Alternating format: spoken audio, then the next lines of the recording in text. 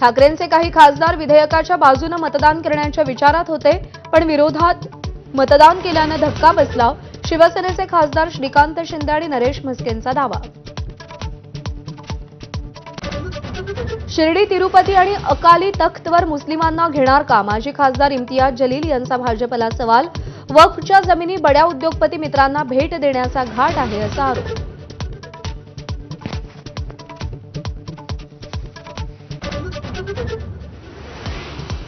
वक्फ विधेयक जबरदस्तीने मंजूर केल्याचा सोनिया गांधींचा आरोप.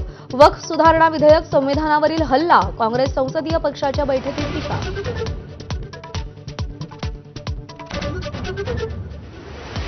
वक्फच्याच बाजूने मतदान केलं. 3 वाजेपर्यंत सभागृहातच होतो. भूमिका न मांडल्याच्या चर्चेवर राष्ट्रवादीचे प्रदेशाध्यक्ष तटकरेंचं स्पष्टीकरण. संसदेनं मंजूर केलेला कायदा पाळावाच लागेल. वक्फ दुरुस्ती कायदा मांडणार नाही म्हणणाऱ्यांना केंद्रीय गृहमंत्री अमित शहांचा इशारा. मराठीच्या मुद्द्यावरून मनसे आक्रमक. मुंबईतल्या लालबागमधल्या आयकर भवनासह आयडीबीआय बँक शाखेत धडक. मराठीच्या वापराचा आग्रह. कुणाल कामराच्या या पुढील शोच्या तिकिटाचं बुकिंग करू नका.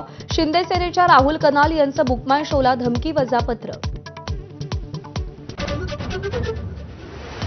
मुंबई पोलिसांच्या गुन्हे शाखेकडून बिश्नोई गँगच्या 5 जणांना अटक. 7 पिस्तूल आणि 21 काडतुसं जप्त. उद्योगपती आणि अभिनेता निशाण्यावर होते.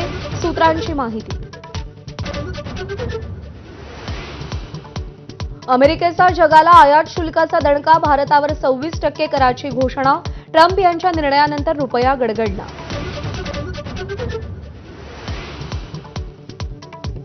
सिंधुदुर्ग, रत्नागिरी, भंडारा, जालन्यासह अनेक ठिकाणी अवकाळीचा फटका. तर नंदुरबारमध्ये गारपिटीचा तडाखा. रब्बी पिकांचं नुकसान. आंबा, काजू बागायतदार हवालदिल.